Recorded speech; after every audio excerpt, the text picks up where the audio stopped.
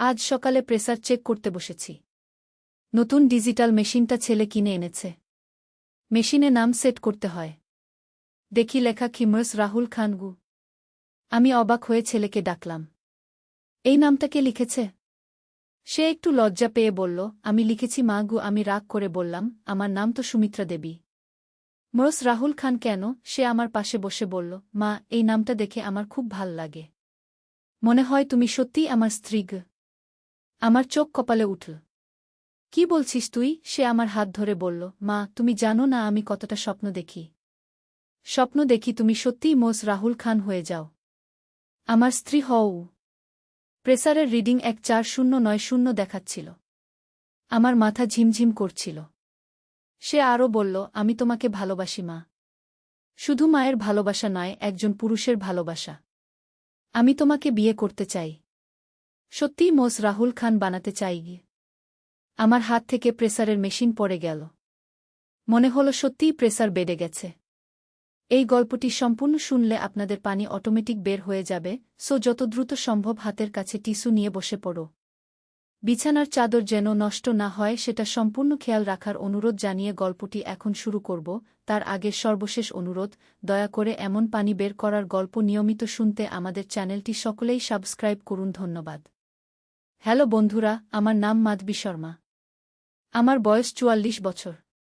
আমার স্বামীর নাম প্রদীপ শর্মা, বয়স ৪৭ বছর। আমাদের ৩ সন্তান, তন্ময় আর রিয়া আর অনিক। তন্ময় ২১ বছর বয়সী, বিশ্ববিদ্যালয়ে পড়ে। রিয়া ১৪ বছর বয়সী, স্কুলে যায়। অনিক মাত্র ৮ বছর বয়সী। গত সপ্তাহে আমার চোখে পড়ল তন্ময় আমার সাথে কেমন যেন অদ্ভুত ব্যবহার করছে। সে আমার দিকে এমনভাবে তাকায় যেটা একজন ছেলের মায়ের দিকে তাকানোর মতো নয়। আমি প্রথমে ভাবলাম হয়তো আমার ভুল বুঝাবুঝি। কিন্তু দিন দিন ব্যাপারটা আরও স্পষ্ট হতে লাগল। গত মাসে যখন তার বাবা অফিসের কাজে কলকাতা গিয়েছিলেন, তখন রাতে তন্ময় আমার রুমের দরজায় টোকা দিয়ে বলল, মা, আমার ঘুম আসছে না। তোমার সাথে শুতে পারি? আমি ভাবলাম হয়তো সে কোনো দুঃস্বপ্ন দেখেছে। তাই বললাম, আয় উ। কিন্তু সে বিছানায় এসে আমার একদম কাছে শুয়ে পড়ল। তার শরীরের গন্ধটা অন্যরকম ছিল। একটা মাদকতার গন্ধ। আমি একটু সরে গেলাম। কিন্তু সে আবার কাছে এসে বলল, মা, তুমি কি আমাকে ভালোবাসো? আমি বললাম, অবশ্যই। তুই তো আমার ছেলে। সে বলল, না মা, আমি ভিন্নভাবে জিজ্ঞেস করছি। তুমি কি আমাকে একজন পুরুষ হিসেবে ভালোবাসো? আমার গায়ের সব লোম খাড়া হয়ে গেল। আমি বললাম, তন্ময়, তুই কি বলছিস? তুই আমার ছেলে। সে আমার গালে হাত দিয়ে বলল, মা, আমি জানি তুমি বুঝতে পারছো আমি কি বলতে চাইছি। আমি তোমাকে আমার স্ত্রী হিসেবে দেখতে চাই। আমি বিছানা থেকে লাফিয়ে উঠে বললাম, তুই পাগল হয়ে গেছিস? আমি তোর মা। সে উঠে এসে আমার কাঁধে হাত রেখে বলল, মা, আমি তোমার কথা ভেবে রাতে ঘুমাতে পারি না। তোমাকে না পেলে আমি বেঁচে থাকতে পারব না। এত কথা শুনে আমার মাথা ঘুরতে লাগল। আমি তার হাত সরিয়ে দিয়ে বললাম, তুই এক্ষুনি তোর রুমে চলে যা। এসব কথা আর কখনো বলিস না। পরের দিন সকালে আমি ভাবলাম এটা হয়তো তার বয়সের কারণে। ২১ বছর বয়সে ছেলেদের মাঝে মাঝে এরকম হয়। কিন্তু সপ্তাহ দুয়েক পর আমি দেখলাম তন্ময় আমার জন্য রোজ উপহার নিয়ে আসছে। কখনো ফুল, কখনো চকলেট। একদিন সে আমার জন্য একটা লাল শাড়ি কিনে আনল। আমি বললাম, এটা কেন কিনেছিস? সে বলল, মা, লাল রঙে তুমি খুব সুন্দর লাগো। আমি চাই তুমি এটা পরে আমার সাথে বেড়াতে যাও। আমি বললাম, আমি তোর বন্ধুদের সাথে বেড়াতে যাব নাকি? সে বলল, না মা, শুধু আমাদের দুজন। আমার গার্লফ্রেন্ড হিসেবে। এবার আমি সত্যিই রেগে গেলাম। আমি চিৎকার করে বললাম, তোর বাবার সাথে এই কথা বলবো। তুই একদম পাগল হয়ে গেছিস। সে আমার হাত ধরে বলল, মা, বাবার কাছে বলো না। আমি তোমাকে ভালোবাসি। তুমি যদি আমার কথা না শোনো তাহলে আমি ঘর ছেড়ে চলে যাব। আমি ভাবলাম এর চেয়ে বরং সে চলে যাক। কিন্তু তারপর মনে হলো সে আমার ছেলে। হয়তো কোথাও আমার ভুল আছে। হয়তো আমি তাকে যথেষ্ট সময় দিতে পারিনি। এদিকে তন্ময়ের আচরণ দিন দিন আরও অদ্ভুত হতে লাগল। সে আমার ব্যবহৃত জামাকাপড় নিয়ে তার রুমে রেখে দিত। আমার ব্যবহৃত সাবান, শ্যাম্পু চুরি করত। একদিন আমি দেখলাম সে আমার একটা ব্লাউজ নিয়ে শুয়ে আছে। আমি তাকে জিজ্ঞেস করলাম, এটা কি করছিস? সে লজ্জা পেয়ে বলল, মা, তোমার গন্ধ নিচ্ছিলাম। এটা আমার ভালো লাগে। আমি আর পারলাম না। আমি প্রদীপের কাছে সব কিছু খুলে বললাম। প্রদীপ প্রথমে বিশ্বাস করল না। বলল, মাধবী, তুমি হয়তো ভুল বুঝছ। তন্ময় আমাদের ছেলে। সে কখনো এরকম কিছু ভাবতে পারে না কিন্তু পরের দিনই প্রদীপ নিজের চোখে দেখল তন্ময় আমার সাথে কী রকম আচরণ করছে। প্রদীপ তন্ময়কে ডেকে বলল, তুই কি করছিস তন্ময়? তোর মায়ের সাথে এভাবে কথা বলা ঠিক নয় তন্ময় বলল, বাবা, আমি মাকে ভালোবাসি। আমি তাকে বিয়ে করতে চাই। প্রদীপ রেগে গিয়ে তন্ময়কে চড় মারল। বলল, তুই পাগল হয়ে গেছিস? সে তোর মা। তন্ময় কেঁদে ফেল। বলল, বাবা, আমি কিছু করতে পারি না। আমি মাকে ছাড়া থাকতে পারি না। আমার মায়ের প্রতি ভালোবাসা এমন হয়ে গেছে যে আমি রাতে ঘুমাতে পারি না প্রদীপ বুঝতে পারল এটা একটা মানসিক সমস্যা। আমরা তন্ময়কে একজন সাইকিয়াট্রিস্টের কাছে নিয়ে গেলাম। ডাক্তার বললেন, এটা ঘেদেফাস কমপ্লেক্স নামে একটা মানসিক অসুখ। এটার চিকিৎসা আছে কিন্তু তন্ময় চিকিৎসা নিতে চাইল না। বলল, আমার কোনো অসুখ নেই। আমি শুধু মাকে ভালোবাসি। একদিন সে বাড়িতে না থেকে কোথায় যেন চলে গেল। আমরা খুব চিন্তিত হয়ে পড়লাম। পরের দিন সে ফিরে এসে বলল, মা, আমি তোমার জন্য কিছু কিনেছি সে একটা বাক্স দিল। খুলে দেখি ভেতরে একটা সোনার আংটি। আংটিতে লেখা মাধবী ভালোবাসা তন্ময়। আমি বললাম, এটা কোথা থেকে পেলি? সে বলল, আমি কিনেছি আমার সঞ্চিত টাকা দিয়ে। মা, তুমি এটা পরবে? এটা আমাদের এঙ্গেজমেন্ট রিং।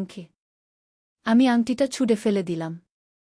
বললাম, তুই আর এসব পাগলামি করিস না এরপর তন্ময় আরও অদ্ভুত কাজ শুরু করল। সে আমার ছবি তুলে তার রুমের দেয়ালে টাঙিয়ে রাখল। নিচে লিখল, আমার প্রিয়তমা স্ত্রী একদিন আমি তার রুমে গিয়ে দেখি সে আমার সাথে তার ছবি এডিট করে বানিয়েছে, যেখানে মনে হচ্ছে আমরা স্বামী স্ত্রী। আমি আর সহ্য করতে পারলাম না। আমি প্রদীপকে বললাম, তন্ময়কে আমাদের কাছ থেকে দূরে পাঠিয়ে দাও, নয়তো এই বাড়িতে আমি থাকতে পারব না প্রদীপ তন্ময়কে বলল, তুই দাদুর বাড়িতে গিয়ে থাক কিছুদিন। কিন্তু তন্ময় বলল, না বাবা, আমি মাকে ছেড়ে যেতে পারব না। আমি যদি মাকে বিয়ে করতে না পারি তাহলে আমি মারা যাব। এক রাতে তন্ময় সত্যিই আত্মহত্যার চেষ্টা করল। আমরা তাকে হাসপাতালে ভর্তি করালাম। ডাক্তার বললেন তাকে মানসিক চিকিৎসা দিতে হবে। এটা গুরুতর অসুখ। হাসপাতালে তন্ময়কে চিকিৎসা দেওয়া হল। ডাক্তার আমাকে ডেকে বললেন, আপনার ছেলের এই সমস্যা শৈশব থেকেই শুরু হয়েছে, কিন্তু বয়ঃসন্ধিকালে এটা প্রকাশ পেয়েছে তিনি আরও বললেন, এটা অস্বাভাবিক নয়। অনেক ছেলেমেয়েরই এই সমস্যা হয়, কিন্তু সাধারণত এটা নিজে নিজেই সেরে যায়। তন্ময়ের ক্ষেত্রে এটা ক্রনিক হয়ে গেছে 2 মাস চিকিৎসার পর তন্ময়ের অবস্থার কিছুটা উন্নতি হল। সে বাড়িতে ফিরে এলো, কিন্তু এখনও মাঝে মাঝে আমার দিকে এমনভাবে তাকায় যেটা স্বাভাবিক নয়। ডাক্তার বলেছেন পূর্ণ সুস্থ হতে তার আরও সময় লাগবে। আমি এখন খুব সাবধানে তার সাথে কথা বলি, কখনো একা থাকি না। কিন্তু সত্যি বলতে এই ঘটনার পর থেকে আমার নিজেরও কেমন অদ্ভুত লাগে। আমি ভাবতে থাকি, কেন এমনটা হলো? আমি কি সত্যিই কোনো ভুল করেছিলাম? মাঝে মাঝে মনে হয় তন্ময়ের কথাগুলোতে হয়তো কিছু সত্যতা ছিল। হয়তো আমি অজান্তেই এমন আচরণ করেছি যার কারণে তার মনে এই ভাবনা এসেছে। কিন্তু তারপরই মনে হয় না, এটা তার মানসিক অসুখ। আমার কোনো দোষ নেই। তবে এই ঘটনা আমার জীবনে একটা বড় প্রভাব ফেলেছে। এখন আমি রিয়া আর অনিকের সাথেও খুব সাবধানে কথা বলি। ভাবি তাদের সাথেও কি এমন কিছু হয়। প্রদীপ আমাকে অনেক সাহস দেয়। বলে, মাধবী, এটা তোমার দোষ নয়। তুমি একজন ভালো মা। তন্ময়ের মানসিক সমস্যা ছিল। কিন্তু একদিন প্রদীপ আমাকে বলল, মাধবী, তুমি কি সত্যিই কখনো তন্ময়ের প্রতি অন্যরকম অনুভব করেছ? আমি রেগে গিয়ে বললাম, তুমি কি বলছো প্রদীপ? সে আমার ছেলে কিন্তু মনে মনে ভাবলাম, সত্যিই কি কখনো এমন কিছু হয়েছে? আমার মনে পড়ল একদিন তন্ময় অসুস্থ ছিল। আমি তার মাথায় হাত বুলিয়ে দিচ্ছিলাম। সে তখন বলেছিল, মা, তুমি কত সুন্দর। আমি তখন একটু অদ্ভুত অনুভব করেছিলাম। আরেকদিন তন্ময় বলেছিল, মা, তুমি বাবার চেয়ে অনেক ভালো। আমি তখন গর্ব অনুভব করেছিলাম। এইসব কথা মনে পড়তেই আমার বুঝতে পারলাম হয়তো আমিও অজান্তে কিছু ভুল করেছিলাম। হয়তো আমি তন্ময়কে অন্য ছেলেদের চেয়ে বেশি আদর করেছি। কিন্তু এতেই কি এমন সমস্যা হতে পারে? আমি তো একজন মা। ছেলেকে ভালোবাসাই তো স্বাভাবিক। আমি একদিন ডাক্তারের কাছে গিয়ে সব কিছু বললাম। ডাক্তার বললেন, আপনার কোনো দোষ নেই। এটা হরমোনাল সমস্যা। অনেক ছেলেমেয়েরই এই সমস্যা হয়। তিনি আরও বললেন, আপনি যদি গিল্টি ফিল করেন তাহলে সেটাও ন্যায্য। কিন্তু আপনার কিছু করার নেই। এরপর আমি মানসিক শান্তি পেলাম। আমি বুঝতে পারলাম এটা আমার দোষ নয়। এটা একটা মেডিকেল কন্ডিশন। এখন তন্ময় ধীরে ধীরে সুস্থ হয়ে উঠছে। সে এখন কলেজে নিয়মিত যায়। বন্ধুদের সাথে মেশে। একটা মেয়ের সাথে তার বন্ধুত্বও হয়েছে। আমি খুশি যে সে স্বাভাবিক জীবনে ফিরে আসছে। আমরা পরিবার হিসেবে আবার একসাথে থাকতে পারছি। তবে এই ঘটনা আমাকে শিখিয়েছে যে মানুষের মন কত জটিল। কখন কি হয়ে যায় বোঝা যায় না। আমরা যাদের সবচেয়ে ভালোবাসি তারাই কখনো আমাদের কষ্ট দিতে পারে। কিন্তু সবচেয়ে বড় কথা হল, ভালোবাসা দিয়েই সব সমস্যার সমাধান সম্ভব। আমি তন্ময়কে কখনো ছেড়ে দিইনি। তার পাশে থেকেছি। আর সেজন্যই আজ সে সুস্থ হয়ে উঠেছে। এখন আমি বুঝি যে পারিবারিক বন্ধন কতটা শক্তিশালী। কোনো সমস্যাই এই বন্ধনকে ভাঙতে পারে না। আমরা একসাথে থাকলে যে কোনো কঠিন সময় পার করতে পারি। এরপর কয়েক মাস সব কিছু ঠিকঠাক চলছিল। তন্ময় ধীরে ধীরে স্বাভাবিক হয়ে উঠছিল। কিন্তু হঠাৎ একদিন এমন কিছু ঘটল যা আমরা কেউ ভাবিনি। সেদিন ছিল শীতের সন্ধ্যা। প্রদীপ অফিস থেকে ফিরে এসে বলল, মাধবী, আমার একটা খারাপ খবর আছে। আমি ভাবলাম হয়তো অফিসের কোনো সমস্যা। কিন্তু সে বলল, তন্ময়ের কলেজ থেকে ফোন এসেছে। সে গত 3 দিন ক্লাসে আসেনি। আমার বুকটা ধক করে উঠল। তন্ময় তো রোজ সকালে কলেজে যাওয়ার কথা বলে বের হয়। তাহলে সে কোথায় যায়? আমরা তন্ময়কে জিজ্ঞেস করলাম। সে প্রথমে মিথ্যা বলার চেষ্টা করল। কিন্তু পরে সে স্বীকার করল যে সে কলেজে যায়নি। বরং সে এক জায়গায় গিয়ে বসে থাকে। আমি জিজ্ঞেস করলাম, কোন জায়গায়? সে বলল, একটা পার্কে। সেখানে অনেক মাছেলে আসে। আমি তাদের দেখি। প্রদীপ রেগে গিয়ে বলল, তুই কি করিস সেখানে? তন্ময় লজ্জা পেয়ে বলল, আমি কল্পনা করি যে তুমি আর মা সেখানে বসে আছো। আমি তোমাদের দূর থেকে দেখছি। আমার মনে হলো আবার সেই পুরনো সমস্যা শুরু হয়েছে। আমি তাকে বললাম, তন্ময়, তুই আবার সেই পুরনো কথা ভাবছিস? সে কাঁদতে কাঁদতে বলল, মা, আমি চেষ্টা করেছি। কিন্তু আমি তোমাকে ভুলতে পারি না। আমি যখন অন্য মেয়েদের দেখি তখন তোমার মুখ মনে পড়ে যায়।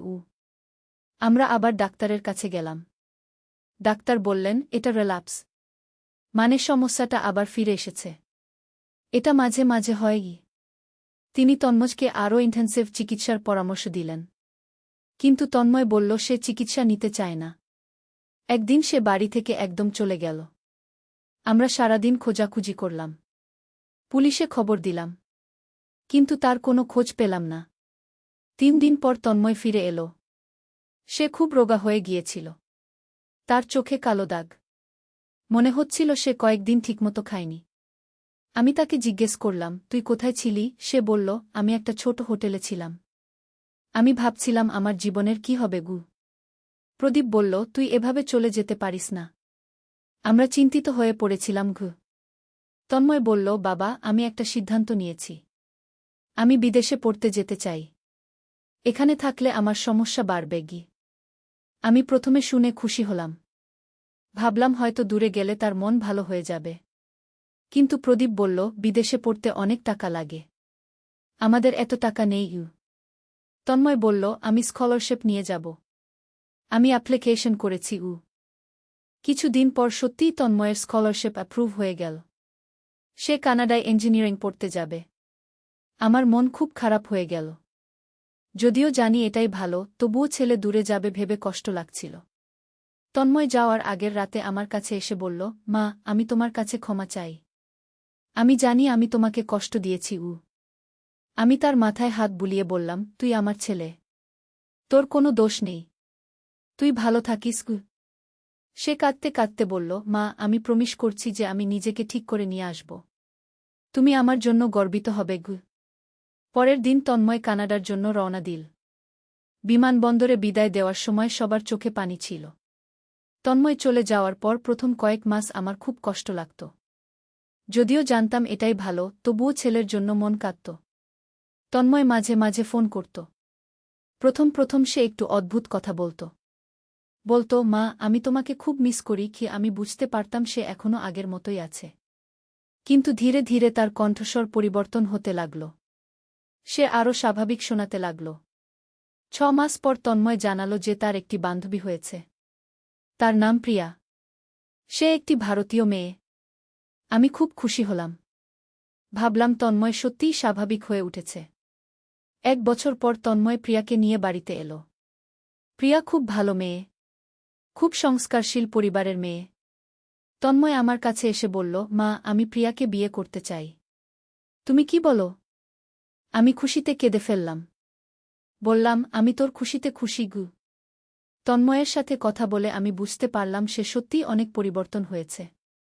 সে এখন একজন মেচুর মানুষ। সে আমার কাছে স্বীকার করল, মা, আমি জানি আমার আচরণ কেমন ছিল। আমি থেরাপি নিয়েছি। আমি এখন বুঝি যে সেটা একটা মানসিক সমস্যা ছিল। আমি বললাম, তুই এখন ভালো আছিস, সেটাই যথেষ্ট। তন্ময় আরও বলল, মা, প্রিয়া আমাকে অনেক সাহায্য করেছে। সে আমার ফার্স্ট জানে। তবুও সে আমাকে অ্যাকসেপ্ট করেছে গু। আমি প্রিয়ার কাছে কৃতজ্ঞ হলাম। এই মেয়েটি আমার ছেলেকে নতুন জীবন দিয়েছে। তন্ময় আর প্রিয়ার বিয়ে হলো খুব ধুমধামের সাথে। বিয়ের দিন তন্ময় আমার কাছে এসে বলল, মা, আজ আমি সত্যিই খুশি। আমি একজন স্বাভাবিক জীবনযাপন করতে পারব। বিয়ের পর তারা কানাডায় চলে গেল। এখন তন্ময় সেখানে একটি ভালো চাকরি করে। প্রিয়াও একটি চাকরি পেয়েছে। গত মাসে তারা জানিয়েছে যে প্রিয়া প্রেগন্যান্ট। আমি নানু হতে যাচ্ছি। এই খবর পেয়ে আমার মন খুব ভালো হয়ে গেল। ভাবলাম তন্ময়ের জীবনে এখন নতুন দায়িত্ব আসবে। সে আরও মেচুর হয়ে উঠবে। কিন্তু একদিন তন্ময় ফোনে একটা অদ্ভুত কথা বলল। সে বলল, মা, আমি চাই আমার বাচ্চার নাম তোমার নামে রাখি গু। আমি বললাম, ছেলে হলে তো মেয়ের নাম রাখতে পারিস না গু। সে বলল, না মা, আমি চাই মেয়ে হোক। আর তার নাম হবে মাধবীগু। আমি একটু অস্বস্তি বোধ করলাম। ভাবলাম তন্ময় এখনও কি আমার বিষয়ে অদ্ভুত চিন্তা করে। কিন্তু পরে প্রিয়া ফোনে বলল, মাম্মি, তন্ময় আপনাকে খুব রেসপেক্ট করে। সে বলে তুমি তার জীবনের সবচেয়ে ইম্পর্ট্যান্ট মানুষ। তাই সে চায় তার মেয়ের নাম তোমার নামে রাখতে গু। আমি তখন বুঝলাম তন্ময় এখন একজন স্বাভাবিক ছেলে। সে আমাকে একজন মা হিসেবে ভালোবাসে। আরও 6 মাস পর তন্ময়ের মেয়ে হল। তারা সত্যিই তার নাম রাখল মাধবী।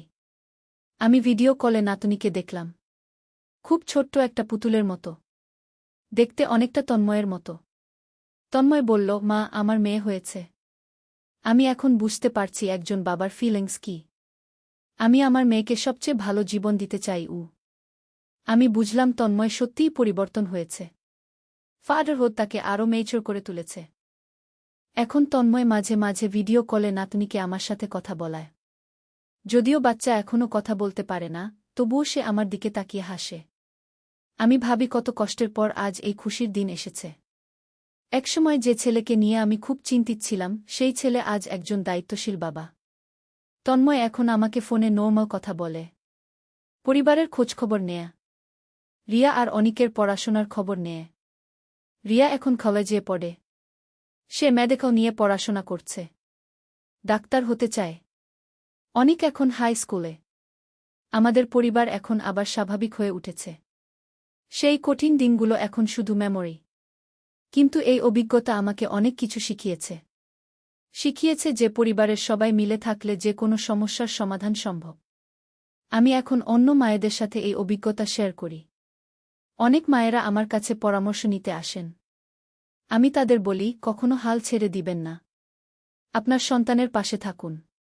প্রয়োজনে প্রফেশনাল হেল্প নিন।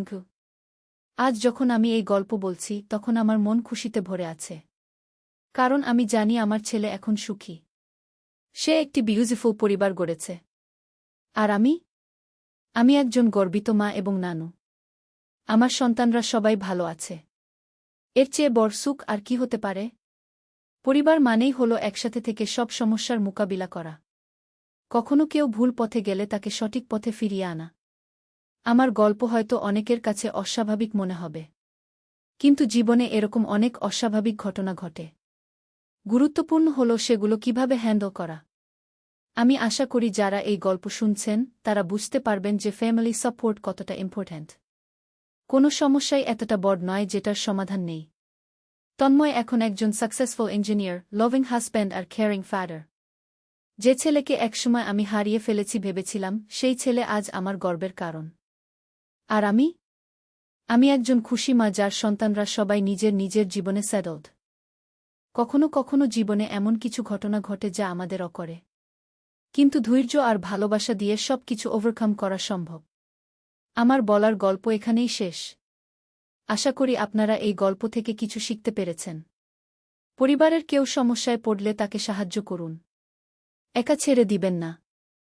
ভালোবাসা আর সাহায্যের হাত বাড়িয়ে দিন, দেখবেন সব ঠিক হয়ে যাবে।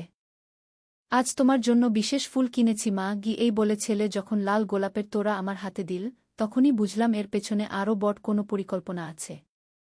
সকালে বাজার থেকে ফিরছিলাম, হঠাৎ দেখি ছেলে ফুলের দোকানের সামনে দাঁড়িয়ে। আমাকে দেখে হেসে বলল, মা আমার সাথে এসো। আমি তার কাছে গেলাম। দোকানদার তাকে জিজ্ঞেস করল, স্যার কি ফুল লাগবে? ছেলে লাল গোলাপের দিকে ইশারা করে বলল, ওগুলো কি? দোকানদার একটা সুন্দর তোড়া বেঁধে দিল। আমি জিজ্ঞেস করলাম, কার জন্য? সে হেসে বলল, তুমিই দেখবে গু। বাড়ি এসে সে ফুলের তোড়া আমার হাতে দিয়ে বলল, এটা তোমার জন্য। আমি অবাক হয়ে বললাম, আমার জন্য কেন? সে আমার দুহাত ধরে বলল, কারণ আমি তোমাকে প্রস্তাব দিতে চাই। কি প্রস্তাব? আমি জিজ্ঞেস করলাম। সে হাঁটু গেড়ে বসে বলল, মা তুমি আমার স্ত্রী হবে। ফুলের সুগন্ধে ঘর ভরে গেছে, কিন্তু আমার মাথা ঝিমঝিম করছিল। আমি তোমাকে ভালোবাসি, শুধু ছেলের মতো নয়, একজন পুরুষের মতো। তার চোখে প্রেমের আগুন জ্বলছিল। তুমি বলো, তুমি কি আমাকে বিয়ে করবে? গোলাপের কাঁটা আমার হাতে বিঁধছিল, ঠিক যেমন তার কথা আমার হৃদয়ে বিঁধছিল। এই গল্পটি সম্পূর্ণ শুনলে আপনাদের পানি অটোমেটিক বের হয়ে যাবে, যত দ্রুত সম্ভব হাতের কাছে টিস্যু নিয়ে বসে পড়ুন। বিছানার চাদর যেন নষ্ট না হয় সেটা সম্পূর্ণ খেয়াল রাখার অনুরোধ জানিয়ে গল্পটি এখন শুরু করব। তার আগে সর্বশেষ অনুরোধ, দয়া করে এমন পানি বের করার গল্প নিয়মিত শুনতে আমাদের চ্যানেলটি সকলেই সাবস্ক্রাইব করুন। ধন্যবাদ। হ্যালো বন্ধুরা, আমার নাম রত্না দাস। আমার বয়স ৩৩ বছর। আমার স্বামীর নাম কৃষ্ণ দাস, বয়স ৩৬ বছর। আমাদের ২ সন্তান, রাহুল আর সুমি। রাহুল ২১ বছর বয়সী, বিশ্ববিদ্যালয়ে পড়ে। সুমি ১৪ বছর বয়সী, হাই স্কুলে যায়। আজকে যে ঘটনার কথা বলবো সেটা আমার জীবনের সবচেয়ে রহস্যজনক আর রোমাঞ্চকর অভিজ্ঞতা। এমন কিছু যা আমি কখনো ভাবিনি যে আমার সাথে ঘটতে পারে। ঘটনাটা শুরু হয়েছিল গত মাসে। রাহুল তখন কলেজের পরীক্ষা শেষ করে বাড়ি এসেছে। কিন্তু তার আচরণে কিছু একটা পরিবর্তন লক্ষ্য করছিলাম। সে আমার সাথে বেশি সময় কাটাতে চাইত। আমার রান্নাঘরের কাজে সাহায্য করত।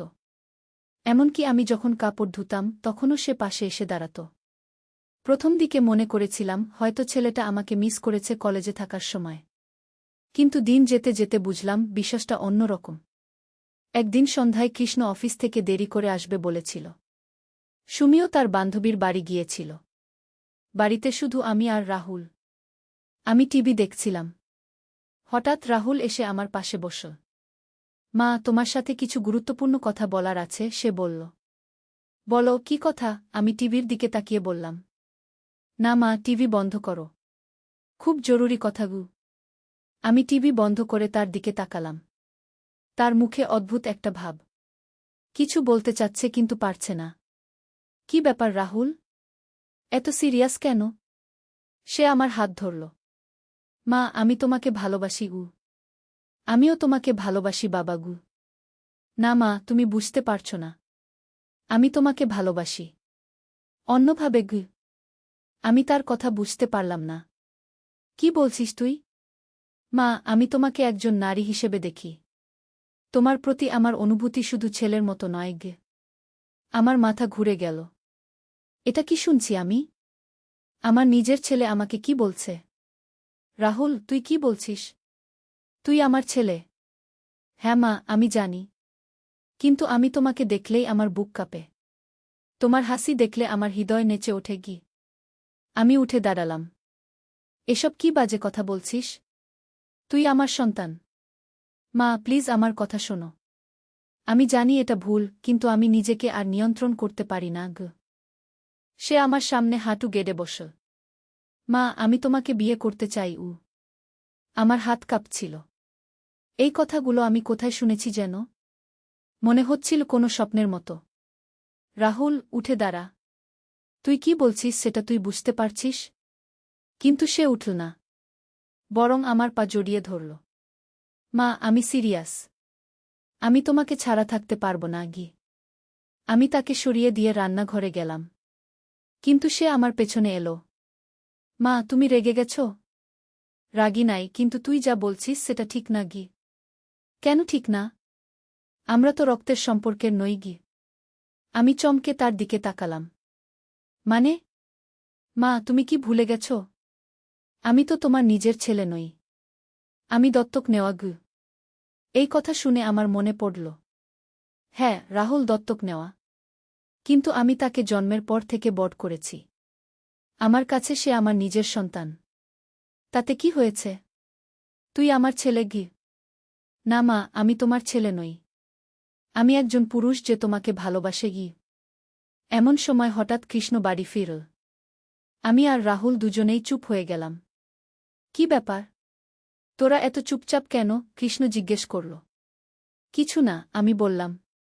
কিন্তু রাহুল বলল, বাবা, আমার তোমার সাথে কথা আছে গি। বলো উ। আমি মাকে বিয়ে করতে চাই উ। কৃষ্ণের চোখ বড় হয়ে গেল। কি বললি? আমি মাকে ভালোবাসি। আমি তাকে বিয়ে করতে চাই উ। কৃষ্ণ প্রথমে হেসে ফেল। তুই কি পাগল হয়ে গেছিস? এসব কি বলছিস? আমি পাগল হইনি বাবা। আমি সিরিয়াস গু। এবার কৃষ্ণ বুঝল রাহুল ঠাট্টা করছে না। তার মুখ লাল হয়ে গেল। তুই আমার ছেলে। কিভাবে তোর মায়ের সাথে গু? আমি তোমার ছেলে নই বাবা। আমি দত্তক নেওয়া। আর মাকে আমি ভালোবাসি উ। কৃষ্ণ রেগে গেল। চুপ কর। এসব বাজে কথা আর বলবি না গি। এটা বাজে কথা নয় বাবা। এটা আমার অনুভূতি গু। কৃষ্ণ রাহুলের দিকে এগিয়ে গেল। কিন্তু আমি তাদের মাঝে দাঁড়িয়ে পড়লাম। থামো তোরা। এভাবে লড়াই করলে হবে না গি। তাহলে কি করব রত্না? তোর ছেলে এসব কি বলছে? আমি বুঝলাম পরিস্থিতি সামলাতে হবে। রাহুল, তুই তোর রুমে যা। আমরা পরে কথা বলবো উ। রাহুল গেল। কৃষ্ণ আমার দিকে তাকিয়ে রইল। রত্না, এটা কি হচ্ছে? ছেলেটার মাথা খারাপ হয়ে গেছে নাকি? আমি জানি না কৃষ্ণ। হঠাৎ করে সে এসব কথা বলতে শুরু করেছে গি।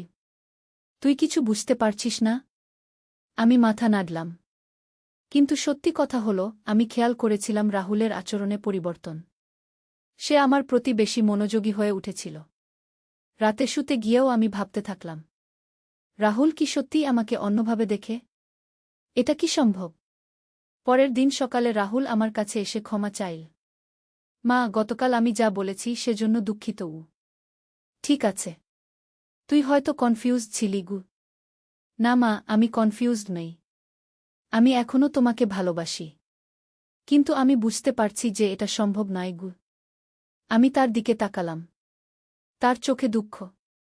রাহুল, তুই একটা ভালো মেয়ে খুঁজে বিয়ে কর। তোর নিজের একটা সংসার করো। আমি জানি মা। কিন্তু আমার মনে তোমার জায়গা নিতে আর কেউ পারবে না আগে।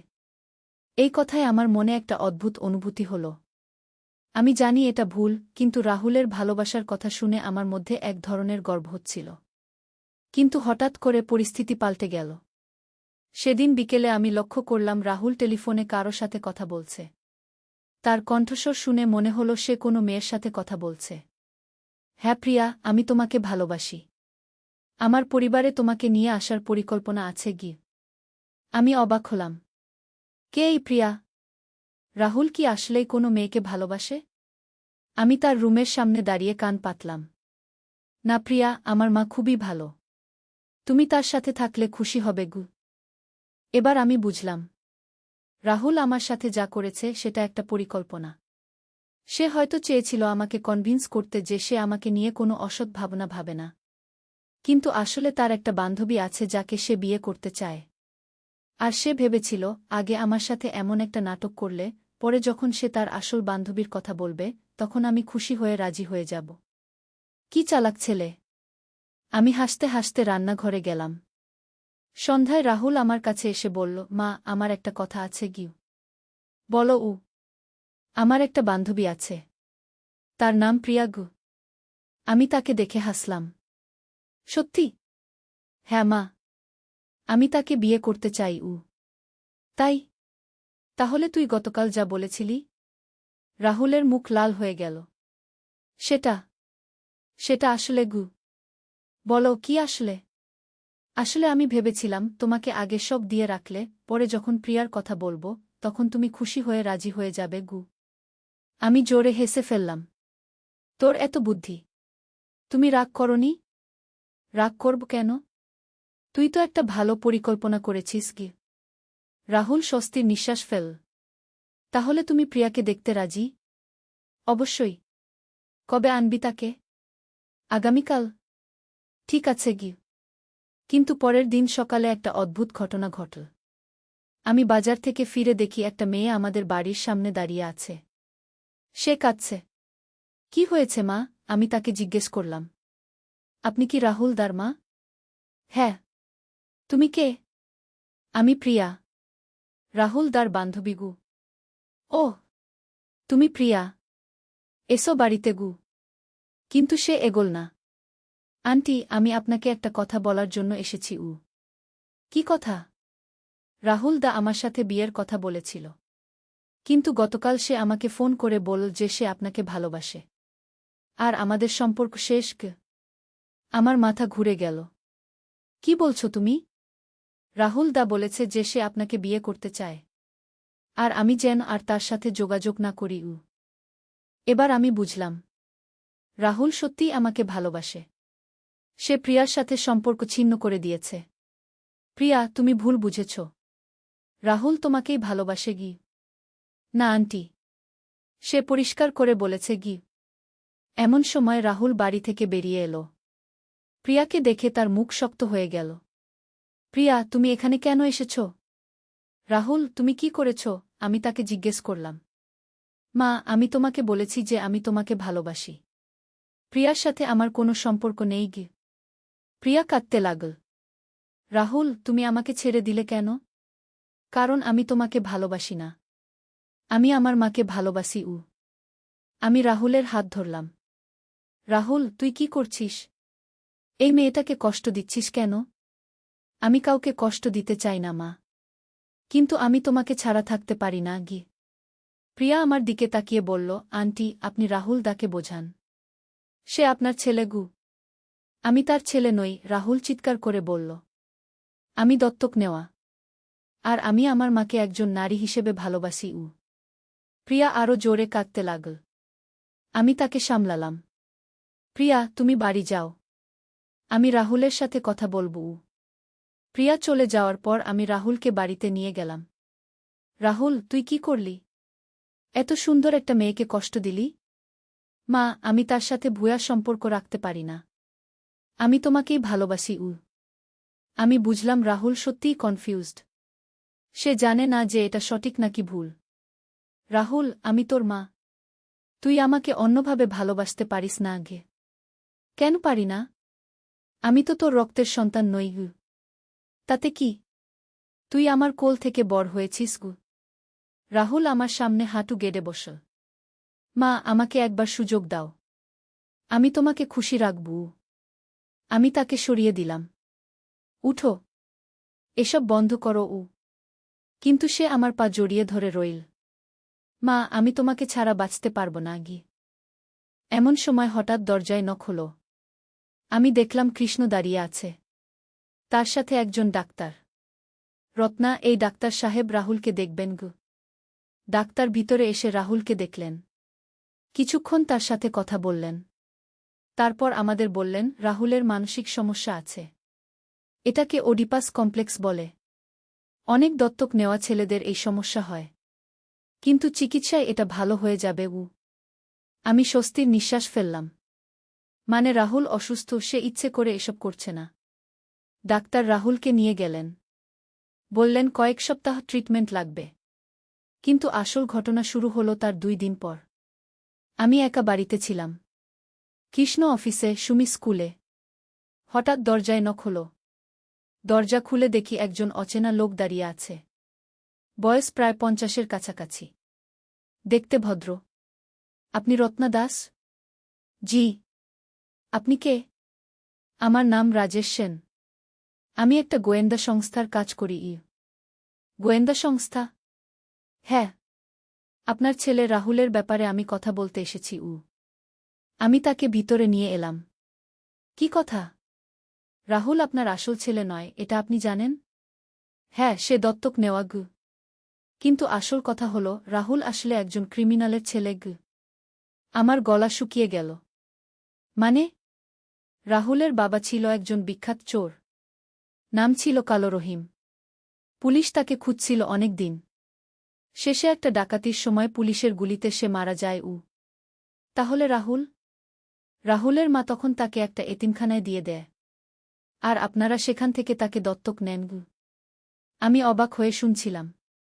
কিন্তু এখন এসব বলার দরকার কি? দরকার আছে। কারণ রাহুলের বাবার এক শাগরেদ এখনও জীবিত। তার নাম মন্টু। সে রাহুলকে খুঁজে বের করেছে। কেন? কালো রহিমের কাছে অনেক টাকা ছিল।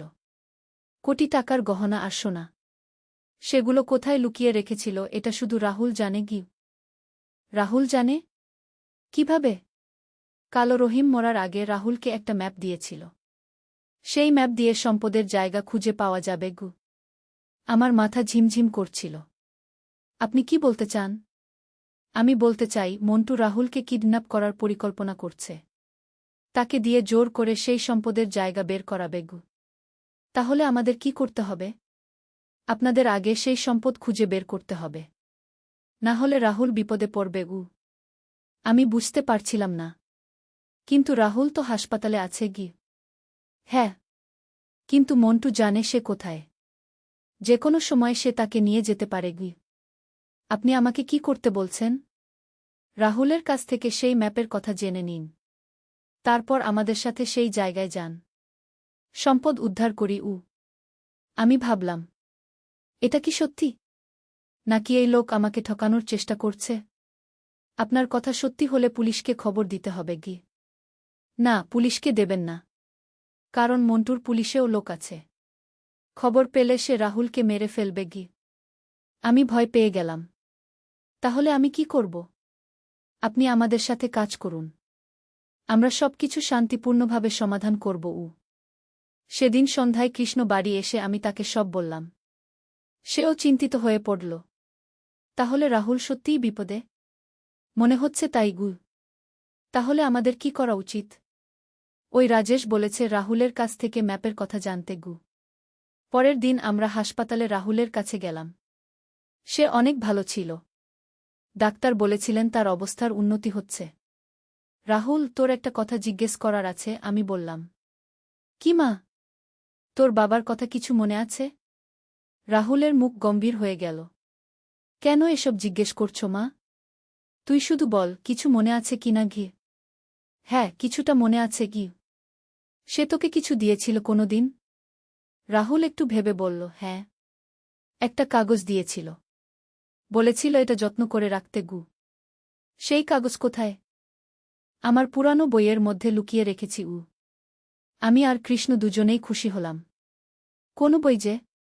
আমার ক্লাস 10-এর বাংলা বইয়ে। বাড়ি ফিরে আমরা রাহুলের রুম তল্লাশি করলাম। তার পুরানো বইগুলোর মধ্যে বাংলা বই খুঁজে পেলাম। বইয়ের পাতার মধ্যে একটা পুরানো কাগজ ভাঁজ করা ছিল। কাগজটা খুলে দেখি, এটা সত্যিই একটা ম্যাপ।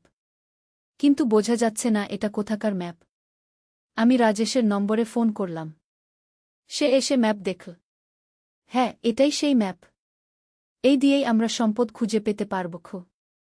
এটা কোথাকার ম্যাপ? এটা আমাদের শহরের পুরানো এলাকার ম্যাপ। এখানে একটা পরিত্যক্ত বাড়ির নিশানা দেওয়া আছে। সেই বাড়িতেই কালো রহিম তার সম্পদ লুকিয়ে রেখেছে। কবে যাব? আজ রাতেই। কারণ আমি খবর পেয়েছি মন্টু আগামীকাল রাহুলকে হাসপাতাল থেকে নিয়ে যাওয়ার পরিকল্পনা করছে। আমি ভয় পেয়ে গেলাম। তাহলে তাড়াতাড়ি করতে হবে। রাতে আমি, কৃষ্ণ আর রাজেশ সেই পরিত্যক্ত বাড়িতে গেলাম। বাড়িটা ছিল শহরের একেবারে প্রান্তে। অনেক পুরানো, জঙ্গল দিয়ে ঘেরা। ম্যাপ অনুযায়ী আমরা বাড়ির পেছনের একটা কুয়ার কাছে গেলাম।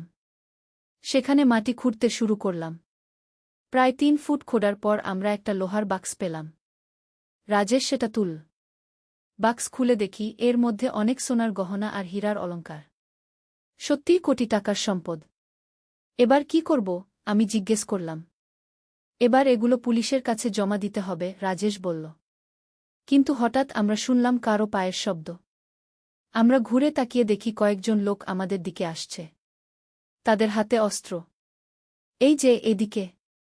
কে? রাজেশ সেন, একজন চিৎকার করে বলল। রাজেশ আমাদের দিকে তাকিয়ে বলল, ওরাই মন্টুর লোক। দৌড়ান। আমরা দৌড় দিলাম। কিন্তু রাজেশ বাক্সটা নিয়ে অন্যদিকে গেল। আমি আর কৃষ্ণ জঙ্গলের মধ্যে লুকিয়ে রইলাম। অনেকক্ষণ পর সব শান্ত হলে আমরা বাড়ি ফিরলাম। পরের দিন সকালে খবরের কাগজে দেখি একটা বিশাল খবর। গোয়েন্দা পুলিশ উদ্ধার করেছে কোটি টাকার চুরি করা সম্পদ। খবরে লেখা আছে যে রাজেশ সেন নামের এক গোয়েন্দা কর্মকর্তা একটা চোর চক্রের সম্পদ উদ্ধার করেছেন। চোর চক্রের নেতা মন্টুকে গ্রেফতার করা হয়েছে। আমি বুঝলাম রাজেশ সত্যিই একজন সৎ গোয়েন্দা অফিসার ছিল। দুপুরে রাজেশ আমাদের বাড়িতে এলো। রত্না ভাবি, আপনাদের ধন্যবাদ। আপনাদের সাহায্য না পেলে আমরা এই চোর চক্রকে ধরতে পারতাম না। রাহুল এখন নিরাপদ? হ্যাঁ, মন্টু গ্রেফতার হয়েছে। এখন আর কোনো ভয় নেই। সেই সম্পদের কি হবে? সেগুলো সরকারের কাছে জমা দেওয়া হবে। তবে আপনাদের সাহায্যের জন্য পুরস্কার পাবেন। কিছুদিন পর আমরা পুলিশ থেকে ৫ লক্ষ টাকা পুরস্কার পেলাম। রাহুলও সুস্থ হয়ে বাড়ি ফিরল। ডাক্তারের চিকিৎসায় তার মানসিক সমস্যা ভালো হয়ে গিয়েছিল। সে আর আমার প্রতি অস্বাভাবিক কোনো আচরণ করত না। একদিন সে আমার কাছে এসে বলল, মা, আমি প্রিয়াকে বিয়ে করতে চাই। সত্যি? কিন্তু তুই তো তার সাথে খারাপ ব্যবহার করেছিলি। আমি তার কাছে ক্ষমা চেয়েছি। সে আমাকে মাফ করে দিয়েছে। আমি খুশি হলাম। তাহলে আমি তার বাবা মায়ের সাথে কথা বলি। প্রিয়ার বাবা মা রাজি হয়ে গেলেন। তারা বুঝেছিলেন রাহুল অসুস্থ ছিল। কয়েক মাস পর রাহুল আর প্রিয়ার বিয়ে হল। খুব সুন্দর একটা বিয়ে। বিয়ের দিন প্রিয়া আমার কাছে এসে বলল, মা, আমি জানি রাহুল দা আপনাকে খুব ভালোবাসে। আমি চাই আপনি সবসময় আমাদের সাথে থাকুন। আমি তাকে জড়িয়ে ধরলাম। তুমি খুব ভালো মেয়ে প্রিয়া। এখন আমাদের সংসারে শান্তি। রাহুল আর প্রিয়া খুব খুশি। সুমিও তার নতুন ভাবির সাথে ভালো মিশেছে। কিন্তু মাঝে মাঝে মনে হয় এই পুরো ঘটনা কি একটা স্বপ্ন ছিল? এত কিছু কিভাবে ঘটল আমাদের জীবনে? রাহুল যখন আমাকে ভালোবাসার কথা বলেছিল তখন আমার মনে কেমন যেন একটা অনুভূতি হয়েছিল। আমি জানি এটা ভুল, কিন্তু মনের গভীরে কিছুটা ভালো লেগেছিল। একদিন রাহুল আমার কাছে এসে বলল, মা, আমি তোমার কাছে ক্ষমা চাই।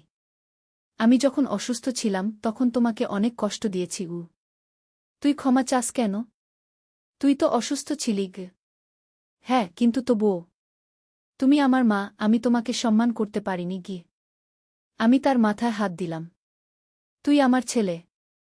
যা হয়েছে ভুলে যা। মা, আমি তোমাকে সত্যিই ভালোবাসি। মা হিসেবে। আমিও তোমাকে ভালোবাসি বাবাগু। এভাবেই শেষ হলো আমাদের এই অদ্ভুত অভিজ্ঞতা। একটা পারিবারিক সমস্যা থেকে শুরু হয়ে তা হয়ে গেল একটা রোমাঞ্চকর অ্যাডভেঞ্চার। আজকাল যখন এসব ঘটনার কথা মনে পড়ে তখন মনে হয় জীবন সত্যিই অদ্ভুত। কখন কি ঘটে যাবে তা আমরা জানি না। রাহুলের মানসিক সমস্যা, তারপর সেই গোয়েন্দা কাহিনী, চোর চক্রের সাথে সংঘর্ষ, এসব যেন কোনো সিনেমার গল্প। কিন্তু এই সব ঘটনার মধ্য দিয়ে আমাদের পরিবার আরও একতাবদ্ধ হয়েছে। রাহুল এখন একজন দায়িত্বশীল স্বামী। প্রিয়াও আমাদের পরিবারের একজন সদস্য হয়ে মিশে গেছে। মাঝে মাঝে রাজেশও আমাদের বাড়িতে আসে। সে এখন আমাদের পারিবারিক বন্ধু। তার কাছ থেকে অনেক রোমাঞ্চকর গোয়েন্দা কাহিনী শুনি। একদিন সে বলল, রত্না ভাবি, আপনার সাহস দেখে আমি অবাক হয়েছি। সেই রাতে জঙ্গলে গিয়ে আপনি ভয় পাননি?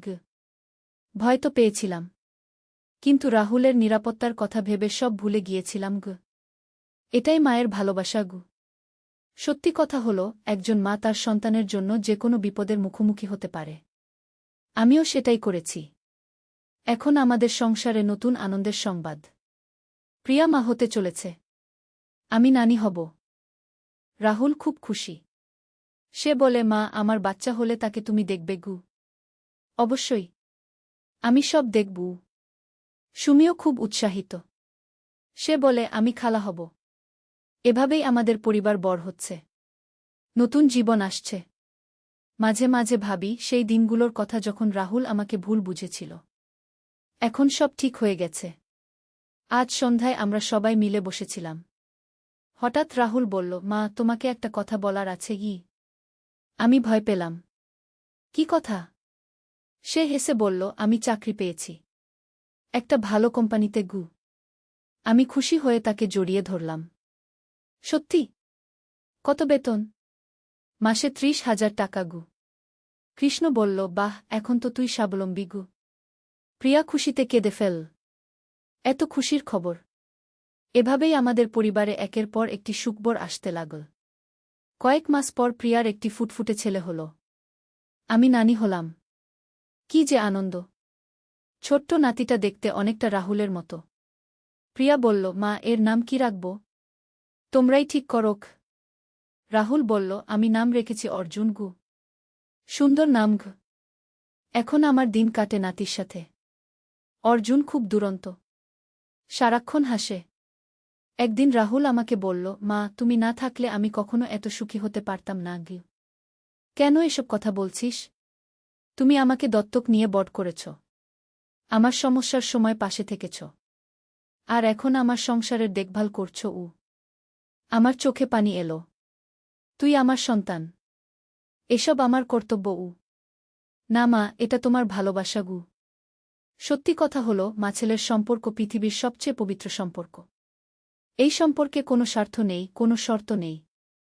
এখন যখন এই গল্প বলছি তখন অর্জুন আমার কোলে শুয়ে ঘুমাচ্ছে। কি শান্তি তার মুখে! আমার মনে হয় জীবনে যত সমস্যাই আসুক না কেন, পরিবারের ভালোবাসা দিয়ে সব সমাধান করা যায়। রাহুলের মানসিক সমস্যা, সেই রহস্যময় গোয়েন্দা কাহিনী, চোর চক্রের সাথে লড়াই, এসব ঘটনা আমাদের পরিবারকে আরও শক্তিশালী করেছে। এখন আমরা সবাই মিলে খুব সুখে আছি। রাহুল তার কাজে মনোযোগী। প্রিয়া একজন ভালো মা। সুমিও পড়াশোনায় ভালো করছে। আর আমি একজন সন্তুষ্ট মা। আমার সন্তানরা সুখী, এটাই আমার সবচেয়ে বড় পাওয়া।